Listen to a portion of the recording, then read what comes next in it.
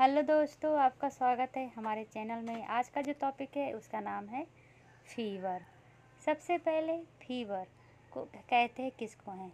जो हमारा body temperature होता है, core body temperature. Core body temperature मतलब जो हमारे शरीर के अंदर का बॉडी टेम्परेचर होता है। नॉर्मल कितना है? 36.5 से 37.5 डिग्री सेल्सियस।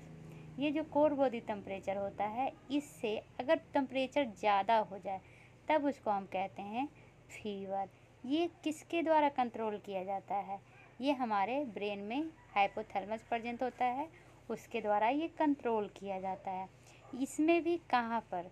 तो जो हमारा न्यूरॉन्स है ना, हाइपोथैलेमस में मेनली एंटीरियर और पोस्टीरियर दोनों तरफ से सिग्नल रिसीव करता है। तो हाइपोथैलेमस के कौन से पाथ से? तो जो एंटीरियर पाथ है, एंटीरियर पाथ उसको कहते हैं प्री ऑप्टिक एंटीरियर हाइपोथैलेमस और पोस्टीरियर हाइपोथैलेमस। दोनों जगह से क्या होता है? न्यूरॉन मेनली दो तरह का सिग्नल रिसीव करता है। एक सिग्नल रिसीव करता है पेरिफेरल नर्व, जो मेनली कहाँ से, पेरिफेरल नर्व कहाँ से सिग्नल रिसीव करता है? तो स्किन से, ठीक है। और दूसरा जो ऑर्गन जहाँ तक हमारा ब्लड पहुँच रहा है वहाँ से रिसीव करता है। अब फाइनली जो हमारा हाइपोथैलेमस है वो क्या करता है? रिले सेंटर का काम करता है और वही मेंटेन करता है हमारे टेम्परेचर को, क्योंकि ये क्या कहलाता है? हमारा थर्मो रेगुलेटरी सेंटर कहलाता है हमारे शरीर का, ठीक है। तो न्यूट्रल टेम्परेचर इन्वायरमेंट कैसे होगा? तो मेनली जितना ह्यूमन मेटाबॉलिक रेट प्रोड्यूस होता है more than the necessary to maintain the core temperature. देखें क्या है, सबसे पहले जितना हमारे शरीर को चाहिए उतना मेनली ये मेटाबॉलिज्म के द्वारा क्या होता है? प्रोड्यूस होता है। लेकिन किसी कारणवश, जैसे कि ऑक्सीजन की कमी हो गया या कोई इन्फेक्शन हो गया या कोई ट्रॉमा हो गया, जिसके कारण क्या होता है? ये ज़्यादा प्रोड्यूस करने लगता है, ज़्यादा हमारा बॉडी एक्टिव हो जाता है। तो उसके कारण क्या होता है? हमारे शरीर का जो रेगुलेटरी मैकेनिज्म है वो ख़राब हो जाता है, इम्बैलेंस हो जाता है, उसके कारण फीवर होता है, ठीक है। तो यहाँ पर वही लिखा हुआ है, जो हाइपोथैलेमिक थर्मो रेगुलेटरी सेंटर है वो क्या क्या को बैलेंस करता है? एक्स्ट्रा हीट प्रोडक्शन से बचाता है। दूसरा हीट डिस्पेशन कितना बाहर निकलना चाहिए, कितना रहना चाहिए स्किन के थ्रू, लंग के थ्रू मेनली हमारा जो हीट है वो बाहर निकलता है, तो उसका भी वो रेगुलेट करता है।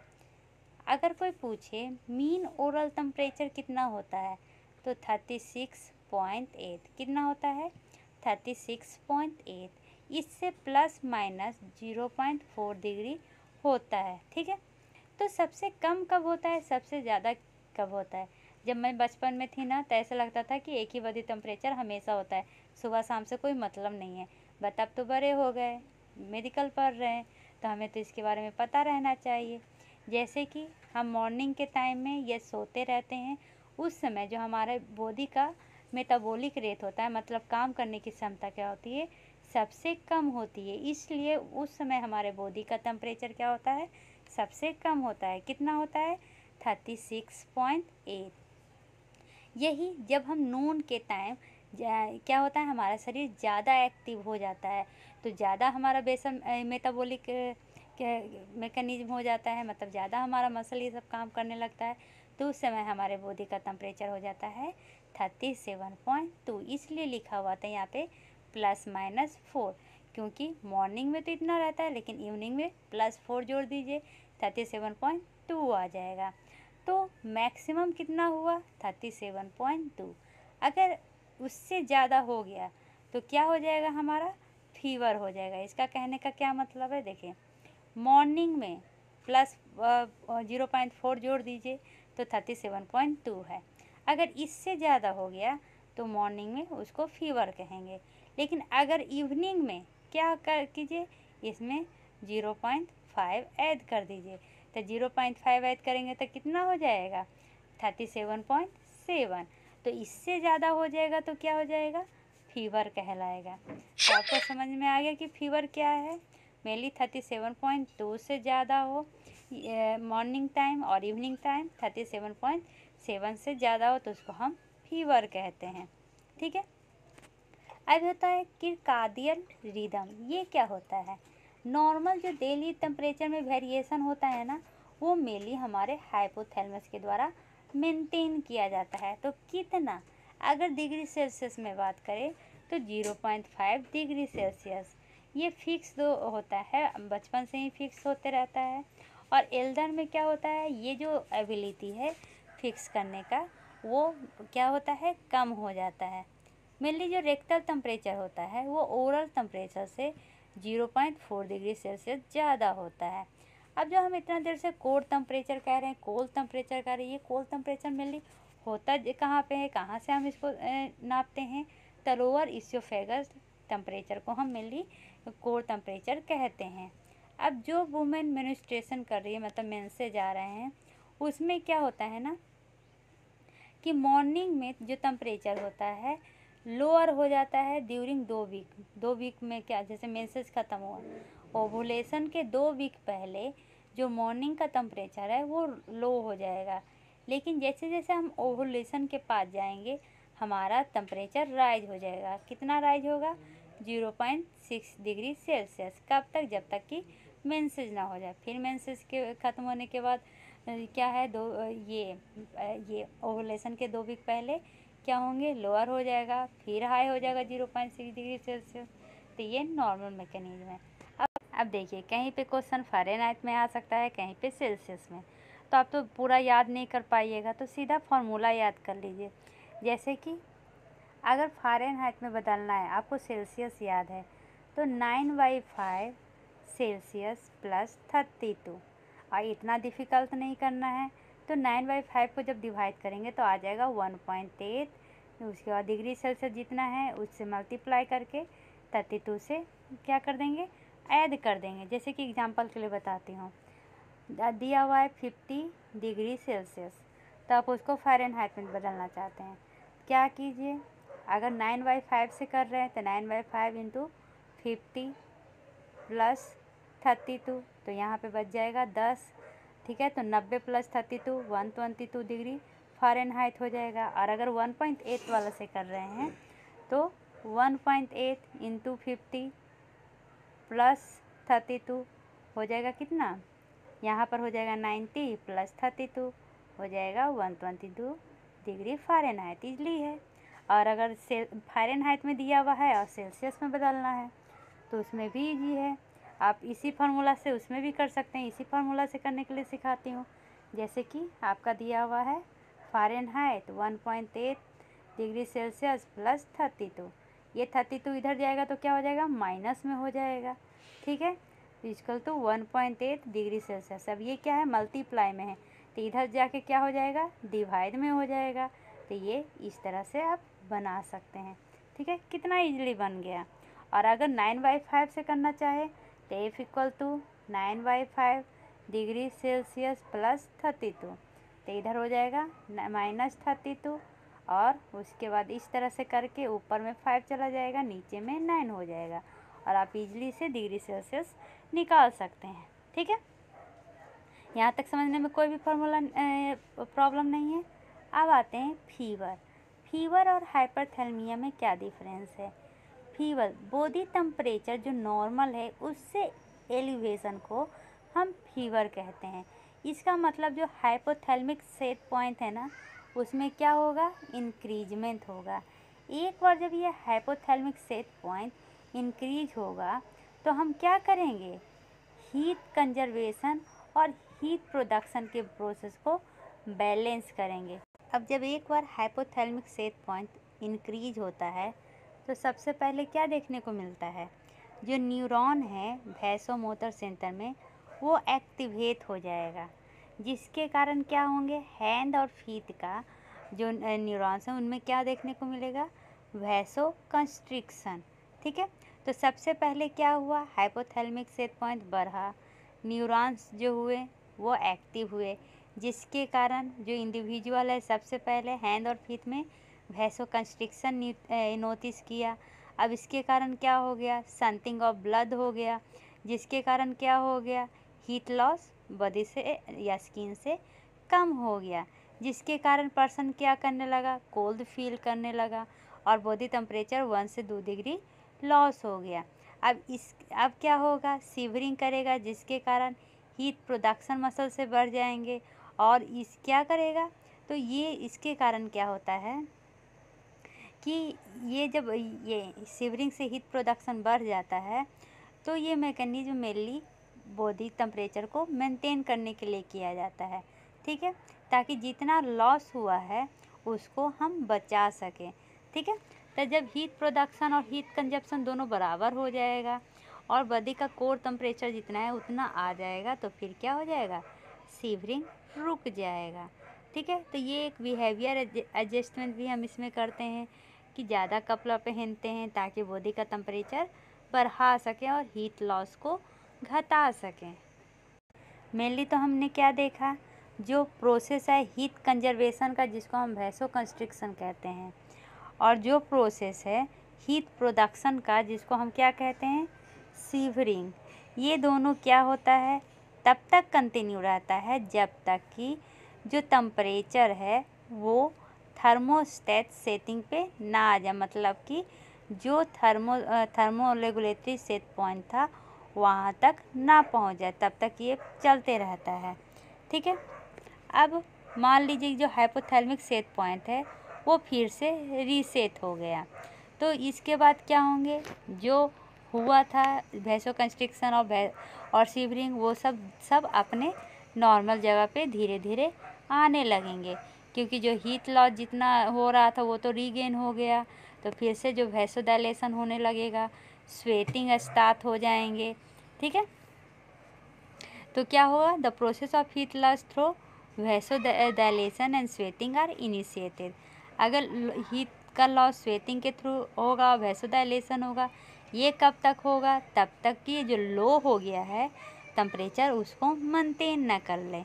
तो इसमें बिहेवियर चेंजेस क्या देखेंगे, तो क्लॉथिंग को रिमूव करेंगे, ठीक है। मतलब क्या कह रहा है कि जब फीवर आएगा तो लोग क्या करते हैं, शिवरिंग करते हैं, उसके बाद कपड़े पहनते हैं जैसे कि हीट लॉस को बचा सकें, उसके बाद वैसो कंस्ट्रिक्शन होता है ताकि हम हीट को कंजर्व कर सकें, और इससे क्या होता है जितना टेम्परेचर होना चाहिए उससे नीचे गिर जाएगा, तो अब उसको नॉर्मल टेम्परेचर में लाने के लिए हम स्वेटिंग आ जाता है, वैसोडाइलेट हो जाता है, हम कपड़े उतार देते हैं, ये सब मेनली देखा जाता है, ठीक है।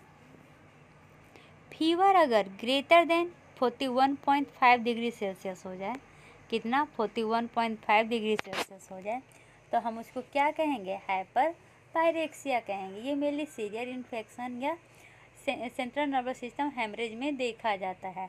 हाइपोथैलेमिक फीवर, इसमें टेम्परेचर एलिवेट हो। अब ये जो हाइपोथैलेमिक सेट पॉइंट एलिवेट होता है ये क्यों होता है, तो लोकल ट्रॉमा के कारण, हेमरेज के कारण, ट्यूमर के कारण, इंट्रिंसिक हाइपोथैलेमिक मेल फंक्शन के कारण।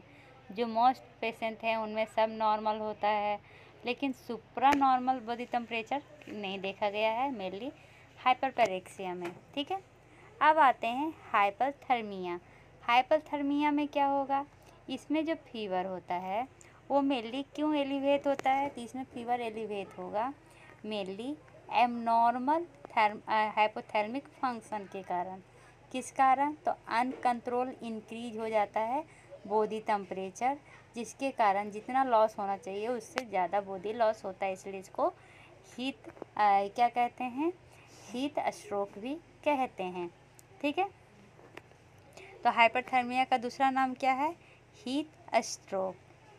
हाइपरथर्मिया में अनकंट्रोल्ड इंक्रीज होता है बॉडी टेम्परेचर में, और इसमें क्या देखने को मिलेगा, जो हाइपोथैलेमिक थर्मोरेगुलेटरी सेंटर है ना उसके सेटिंग में कोई चेंज नहीं हुआ है, तो इसका मतलब क्या हुआ, जो इसको कंट्रोल करता था उसके फंक्शन में मेल फॉर्मेशन हो गया। इसमें ये मेनली क्यों होता है, तो फीवर इन्फेक्शन के अगेंस्ट होता है। Hyperthermia does not involve pyogenic molecule, इसमें जो है जो हाइपरथर्मिया इसमें कोई भी पायोजेनिक मॉलिक्यूल्स नहीं पाया जाएगा, जिसके कारण कि हमारा बॉडी टेम्परेचर राइज होता है, जैसे कि इन्फेक्शन ये सब, ठीक है। इसमें क्या होगा, एक्सोजीनस हीट एक्सपोजर या इंडोजीनस हीट प्रोडक्शन, यही दो मैकेनिज्म मेनली हाइपरथर्मिया में देखा जाता है, जो जिसके कारण मेनली जो हमारा इंटरनल टेम्परेचर है वो हाई होता है। किसके कारण? दो के कारण, मेनली एक्सोजीनस हीट एक्सपोजर और इंडोजीनस हीट प्रोडक्शन। बाहर किसी हीट के संपर्क में आ जाए या अंदर का जो बॉडी टेम्परेचर है वो उसका प्रोडक्शन ज़्यादा होने लगे। ठीक है, ये फीतल होता है मेनली, इसके कारण जान भी जा सकती है। ठीक है, ये जो एक्सेसिव हीट प्रोडक्शन होता है जिसके कारण हाइपरथर्मिया होता है, ये ना तो फिजियोलॉजिकल और ना ही बिहेवियर कंट्रोल से सही होता है। जैसे कि वर्क, एक्सरसाइज या हॉट इन्वायरमेंट जिसके कारण क्या हो, हीट प्रोड्यूस हो, जितना होना चाहिए उससे ज़्यादा, फिर भी इसमें वो सही नहीं होगा। ठीक है, यहाँ तक समझने में कोई प्रॉब्लम नहीं है। अब देखिए पैथोजेनेसिस ऑफ फीवर। फीवर का पैथोजेनेसिस क्या होगा? तो फीवर का पैथोजेनेसिस में मेनली पहले ये समझेंगे कि पायोजेंस होता क्या है। पायो टर्म समझिए, पायरोजेंस। पायरो मतलब क्या होता है? फायर होता है। ऐसा सब्सटेंस जिसके कारण फीवर हो उसको हम कहते हैं फायरोजेंस। ये एक्सोजेनस भी हो सकता है, इंडोजीनस भी हो सकता है। एक्सोजीनस पायरोजेन कहने का क्या मतलब है? जो एजेंट बाहर से आया हो, पेशेंट के बॉडी के बाहर से आया है, जैसे कि microbial product, microbial toxin, virus, micro organism.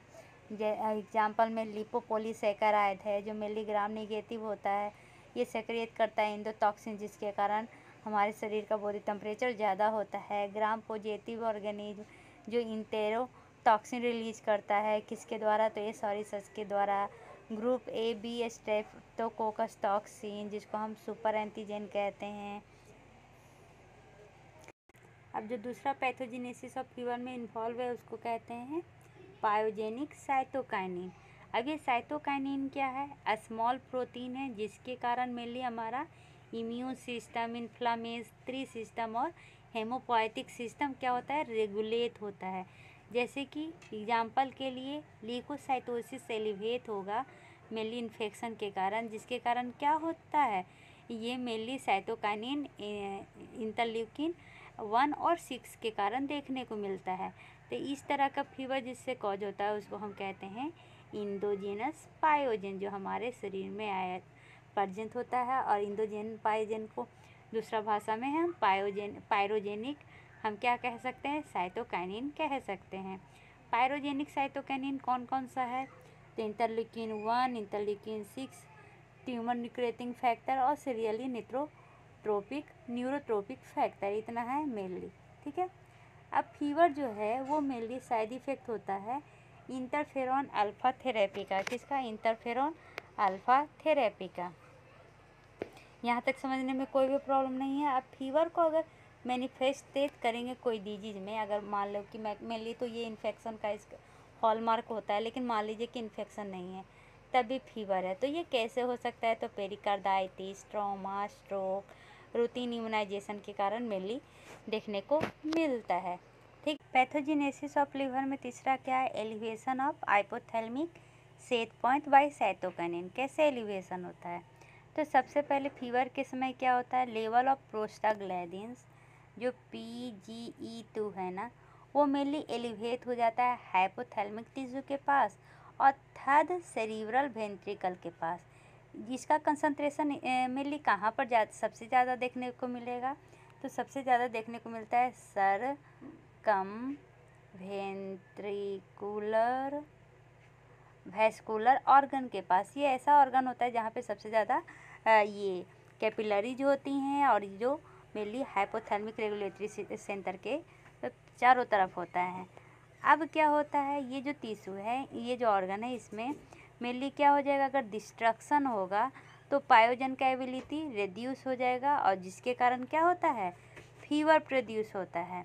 ठीक है, अब जो दोनों, एक तो एक्सोजेनस बाहर से जो पायरोजेंस आ रहे हैं या पायरोजेंस जो हमारे शरीर के अंदर है, दोनों इंटरेक्ट करते हैं और फीवर का पहला स्टेप करते हैं सेट पॉइंट को राइज करने का। ठीक है, ये जो हमारा माइलॉइड और इंडोथेलियल सेल है ना, ये प्राइमरी सेल टाइप है जो क्या करता है, प्रोड्यूस करता है पायरोजेनिक साइटोकिन्स। याद रखिएगा कौन, माइलिलोइड और इंडोथेलियस। ये जो पायरोजेनिक साइटोकिन जैसे कि interleukin 1, interleukin 6, tumour necrosis factor, ये सब जो रिलीज होता है सेल के द्वारा, ये मेनली इंटर कर जाता है हमारे सिस्टम के सर्कुलेशन में। और ये जो सर्कुलेटिंग साइटोकाइनिन है, इसके कारण फिर फीवर होता है। कैसे, तो ये क्या करता है, प्रोस्टाग्लैंडिन्स के सिंथेसिस को बढ़ा देता है और इसके कारण मेनली प्रोस्टाग्लैंडिन्स इंड्यूस होता है पेरिफेरल टिश्यू में। और इसके कारण क्या होगा, तो इसके कारण नॉन स्पेसिफिक मैयाल्गिया, अल्थ्राल्जिया देखने को मिलेगा। इसलिए फीवर के साथ कभी कभी मसल पेन और जॉइंट पेन भी करता है। ठीक है। अब मेनली लंग के द्वारा क्या होता है, सिस्टमेटिक प्रोस्टाग्लैंडिन्स डिस्ट्रक्शन हो जाता है, जिसके कारण हाइपोथैलेमस में बहुत ही ज़्यादा इसके प्रोस्टाग्लैंडिन्स मिलेंगे। और जिसके कारण क्या होता है, जो ये हाइपोथैलेमिक सेट पॉइंट है वह एलिवेट हो जाता है। मेनली 4 तरह का प्रोस्टाग्लैंडिन्स में रिसेप्टर प्रेजेंट होते हैं। तो मेन जो फीवर के लिए होता है वो होता है EP3। अगर ये जीन नहीं प्रेजेंट हो तो फीवर नहीं होगा। ठीक है। चलिए अब देखते हैं कि कैसे फीवर आता है। सबसे पहले कोई इन्फेक्शन आ जाए, माइक्रोबियल टॉक्सिन आ जाए, या कोई इन्फ्लामेशन का मेडिएटर रहे, या इम्यून रिएक्शन हो, इसके कारण क्या होता है, तो मोनोसाइट जो मेनली ब्लड में प्रेजेंट होता है, जब टिश्यू में आता है तो मैक्रोफेज में चेंज हो जाता है। ये इंडोथेलियल से ये सब राइज हो जाएगा, जो मेनली क्या रिलीज करता है, pyrogenic cytokinin, interleukin 1, interleukin C, tumour necrosis factor, interferons, ये सब सिक्रिएट होता है। ये क्या करेगा, हाइपोथैलेमिक इंडोथेलियम को ये एक्टिवेट करेगा और ये रिलीज करेगा प्रोस्टाग्लैंडिन, जिसके कारण साइक्लिक AMP बढ़ जाता है और इसके कारण थर्मोरेगुलेटरी सेट पॉइंट एलिवेट हो जाता है। अब ये एलिवेट हो जाएगा तो हीट का कंजर्वेशन बढ़ जाएगा, और हीट का कंजर्वेशन और हीट के प्रोडक्शन इम्बैलेंस हो जाएंगे, जिसके कारण फीवर होने लगेगा। ठीक है। दूसरा कारण क्या हो सकता है, तो माइक्रोबियल टॉक्सिन, जिसके कारण फीवर होगा। तो वो क्या करेगा, सीधे हाइपोथैलेमिक इंडोथेलियम को स्टिमुलेट करेगा, प्रोस्टाग्लैंडिन्स का लेवल बढ़ेगा, साइक्लिक AMP बढ़ेगा, तो थर्मोरेगुलेटरी सेट पॉइंट एलिवेट होगा, जिसके कारण इम्बैलेंस हो जाएगा हीट प्रोडक्शन और हीट कंजर्वेशन में, जिसके कारण फीवर होता है। ये तो मैंने आपको बता दिया कि 4 रिसेप्टर होता है, जिसमें मेन जो रिसेप्टर होता है वो क्या है, EP3 फीवर के लिए। प्रोस्टाग्लैंडिन जो है ना, वो कोई न्यूरोट्रांसमीटर नहीं है। न्यूरोट्रांसमीटर क्या है, साइक्लिक AMP, जो यहाँ पर पढ़े ना, ये साइक्लिक AMP, ये न्यूरोट्रांसमीटर है। ये हमारा प्रोस्टाग्लैंडिन न्यूरोट्रांसमीटर नहीं है। ठीक है। जब ये साइक्लिक AMP बढ़ता है, जिसके कारण हाइपोथैलेमिक सेट पॉइंट में चेंजेज होते हैं, डायरेक्टली या इनडायरेक्टली। तो प्रोस्टाग्लैंडिन्स क्या करता है, हमारे न्यूरोट्रांसमीटर को डायरेक्टली या इनडायरेक्टली ये इंड्यूस करता है ताकि उसका रिलीज हो सके। अब ये टॉल लाइक सब्सटेंस क्या है, ये एक डिस्टिंक्ट रिसेप्टर है जो मेनली माइक्रोबियल प्रोडक्ट के द्वारा होता है, और ये प्रेजेंट होता है हमारे हाइपोथैलेमिक इंडोथेलियम में, जैसे कि इंटरल्यूकिन 1 ये सब प्रेजेंट था। Direct activation of tall like receptor या IL-1 रिजल्ट PGE2 प्रोडक्शन। क्या कह रहा है कि PGE2 का प्रोडक्शन कैसे होगा, ये डायरेक्ट एक्टिवेशन होगा टॉल लाइक रिसेप्टर का या इंटरल्यूकिन 1 का, और जिसके कारण मेनली फीवर देखने को मिलता है। अब यह चौथा पैथोजेनेसिस देखते हैं कि production of cytokinin in the brain कैसे होता है। तो साइटोकिनिन मेनली ब्रेन में प्रोड्यूस होता है जब हाइपरेक्सिया किसके कारण हो, central nervous system haemorrhage, trauma या इन्फेक्शन के कारण हो। वायरल इन्फेक्शन जो सेंट्रल नर्वस सिस्टम में देखा जाता है, ये इंड्यूस करता है माइक्रोग्लिया को, जिसके कारण क्या होता है, न्यूरल प्रोडक्शन होता है interleukin 1, tumour necrosis factor, interleukin C। ठीक है। तो वही यहाँ पे लिखा हुआ है, क्या कह रहा है, साइटोकाइनिन मेनली प्रोड्यूस होगा जहाँ पर central nervous system haemorrhage, trauma या इन्फेक्शन होया हुआ है। ये जो साइटोकाइनिन प्रोड्यूस होता है ब्रेन में, ये हाइपोथैलेमिक सेट पॉइंट को बढ़ा देता है, कहाँ पे, सर्कमवेंट्रिकुलर ऑर्गन में। ठीक है। अब आते हैं approach to the patient, patient से कैसे अप्रोच करेंगे। तो इसका ये प्रोसेस होता है। सबसे पहले हिस्ट्री लेंगे, उसके बाद फिजिकल एग्जामिनेशन करेंगे, फिर लेबोरेटरी टेस्ट करेंगे। उसके बाद लेबोरेटरी टेस्ट के बाद ये देखेंगे कि कौन सा पेशेंट जिसको फीवर है वो एंटी साइटोकाइनिन थेरेपी ले रहा है, क्योंकि एंटी साइटोकाइनिन थेरेपी ले रहा है तो उसमें फीवर नहीं होगा। ठीक है, उसके बाद ट्रीटमेंट देखेंगे। सबसे पहले आते हैं फिजिकल एग्जामिनेशन। ये मेनली स्टेप वाइज होता है, क्रोनोलॉजिकली। ये होता क्यों है? तो एक्सपोजर हो जाने के कारण कोई इन्फेक्टेड इंडिविजुअल का या वेक्टर का हमारे शरीर में। ठीक है, इसमें हम इलेक्ट्रॉनिक डिवाइस यूज करते हैं, जैसे कि ओरल, कहाँ पे यूज करते हैं? तब oral, tympanic membrane, rectal temperature, यही तीनों मेनली रिलायबल कहलाता है। लेकिन ये सेम साइट पे कोई फेब्राइल डिजीज होया हुआ है तो उसके कारण भी दिखाता है फीवर। अब देखिए, कोई न्यूबॉर्न है, एल्डर पीपल हैं, क्रोनिक हेपेटिक फीवर है, रीनल फेलियर पेशेंट है, या जो ग्लूकोकॉर्टिकॉइड्स ले रहे हैं, या जो ट्रीट हो रहे हैं एंटी साइटोकाइनिन, उनमें मेनली इन्फेक्शन होता है लेकिन फीवर ऑप्शन दिखाता है। क्यों? क्योंकि एंटी साइटोकाइनिन ड्रग्स ले रहे हैं ना, तो एंटी साइटोकाइनिन के कारण ही तो फीवर होता है, और वो उसके अगेंस्ट में थेरेपी ही ले रहे हैं तो उनमें इन्फेक्शन तो होता है लेकिन फीवर एब्सेंट या ब्लंट रहता है। ठीक है, लेबोरेटरी टेस्ट में हम क्या करेंगे? सीवीसी करेंगे। सीवीसी क्यों करेंगे? क्योंकि ये सजेस्टिव रहता है किसके लिए? बैक्टीरियल इन्फेक्शन के लिए। डिफरेंशियल काउंट करेंगे जो सेंसिटिव होता है जुवेनाइल या बैंड फॉर्म के लिए। टॉक्सिक ग्रेनुलेशन करेंगे, तो होली बॉडीज को देखेंगे। मेनली वायरल इन्फेक्शन में न्यूट्रोपेनिया क्या हो जाता है? कम हो जाता है। सीआरपी और ईएसआर देखेंगे। सीआरपी होता है ना, ये बहुत ही ज़्यादा इम्पोर्टेंट होता है। तो उससे पहले इतना देर से हम क्या पढ़ रहे थे कि साइटोकाइनिन फीवर लाता है, तो क्या ये साइटोकाइनिन यूजफुल मार्कर है? नहीं, ये साइटोकाइनिन यूजफुल मार्कर नहीं है, क्योंकि ये फीवर है तो ज़्यादा दिखेगा, नहीं है तो नहीं दिखेगा। मेनली लो ग्रेड फीवर में इसमें क्या हो सकता है? मिसप्रिंट हो सकता है।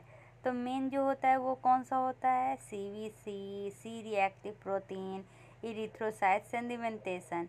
ये जो सी रिएक्टिव प्रोटीन और इरिथ्रोसाइट सेडिमेंटेशन है, ये मार्कर होता है इन्फ्लामेटरी प्रोसेस का, इसलिए हेल्पफुल होता है जो डिजीज जिसमें एंटी साइटोकाइनिन थेरेपी सब ले रहे हैं उसमें पहचानने के लिए।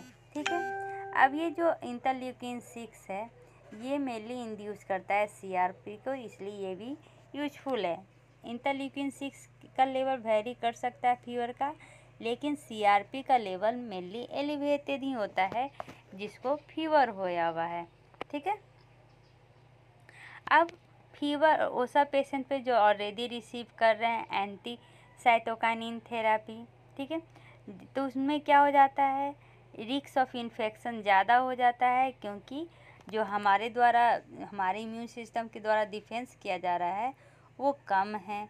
क्रोनिक डिजीज, रिमेटॉइड डिजीज और सोरियासिस होने का खतरा है। ठीक है, फेब्राइल रिस्पॉन्स ब्लंट हो जाता है अगर कोई रिसीव कर रहे हैं ग्लूकोकॉर्टिकॉइड्स थेरेपी या एनसिड। ब्लंट कहने का क्या मतलब है? एब्सेंस हो जाता है। ठीक है, अब देखिए, जो पेशेंट रिसीव कर रहे हैं लॉन्ग टर्म से एंटी साइटोकाइनिन बेस ये रेगिमेन, उनमें रिस्क ऑफ इन्फेक्शन क्या हो जाएंगे? ज़्यादा हो जाएंगे, क्योंकि होस्ट डिफेंस का रिस्पांस कम हो जाता है। एग्जाम्पल के लिए क्या है? जैसे कि मायोबैक्टीरियम ट्यूबरकुलोसिस इन्फेक्शन हुआ है, उनमें already anti tumour necrosis factor therapy चल रहा है, तो उनमें क्या हो जाता है?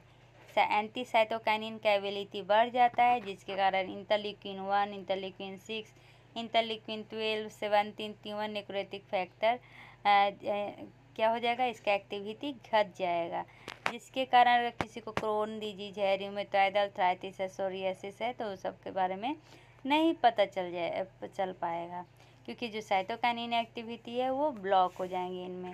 ठीक है, अब ये जो यूज ऑफ मोनोक्लोनल एंटीबॉडी किया जाता है, मैंने मोनोक्लोनल एंटीबॉडी जो हम ड्रग्स यूज करते हैं उसके कारण इंटरल्यूकिन 17 क्या हो जाएगा?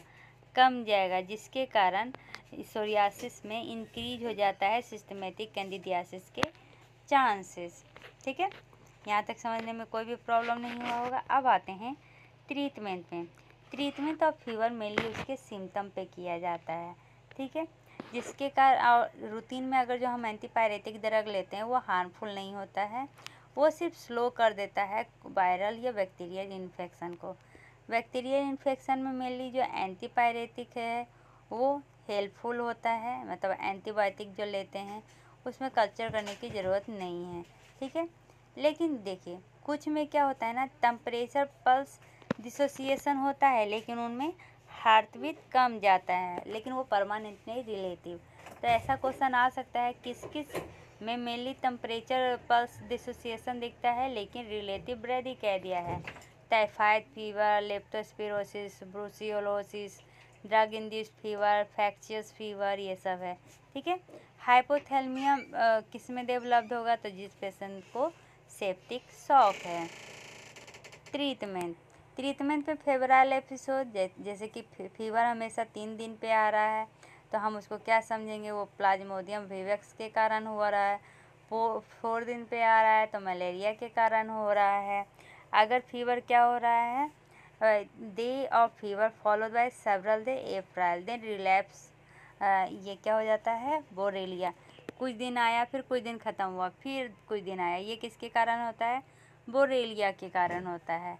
पेल इप्सिन में क्या होता है, इसमें क्या होगा, पहला 3 दिन बढ़ेगा, फिर 3 दिन कांस्टेंट होगा, फिर 3 दिन घटेगा, फिर क्या होता है 3 से 10 दिन तक ये फेवराइल रहता है, मतलब फीवर नहीं होता, फिर से सेम पैटर्न में फीवर होता है, उसी को पेल एब्सेंट फीवर कहते हैं।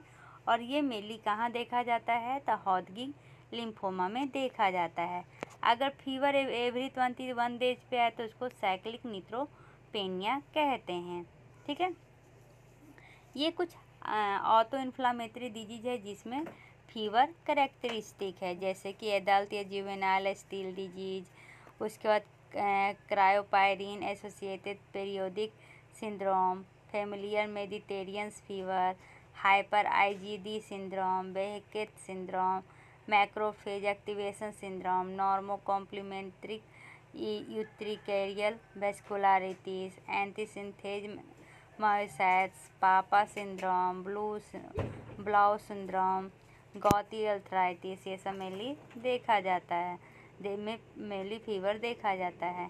ट्रीटमेंट क्या करेंगे, अगर ऑटो इन्फ्लामेटरी डिजीज है तो उसमें बार बार फीवर आ रहा है, न्यूट्रोफिलिया देखने को मिलेगा, सेरोसल इन्फ्लामेशन देखने को मिलेगा।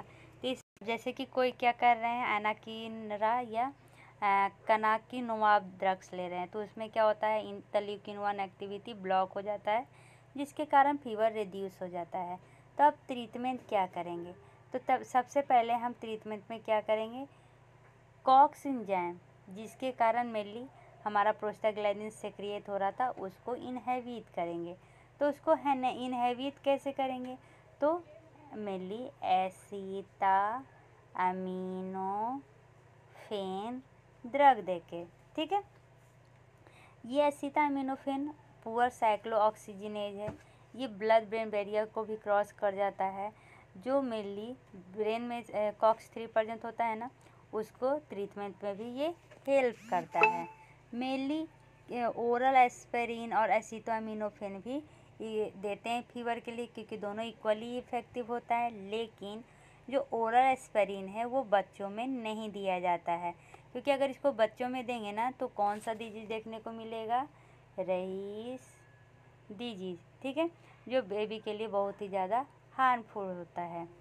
और भी कौन सा ड्रग्स हम दे सकते हैं फीवर के लिए, तो एसिटामिनोफेन बता दिए, एस्पिरिन बता दिए ओरल, एनसिड देते हैं, ठीक है, क्या देते हैं, एनसिड। यहाँ तक समझने में कोई भी प्रॉब्लम नहीं है। अब देखिए ग्लूकोकॉर्टिकॉइड्स है ना, ये मेनली 2 तरह से इसका लेवल होता है। पहला, ये वर्क करता है साइक्लोऑक्सीजिनेज इनहिबिटर की तरह, जैसे कि ये जो ग्लूकोकॉर्टिकॉइड्स है वो रिड्यूस कर देता है प्रोस्टाग्लैंडिन सिंथेसिस को। कैसे, तो जो फॉस्फोलाइपेज A2 एक्टिविटी है उसको इनहिबिट करके, ठीक है।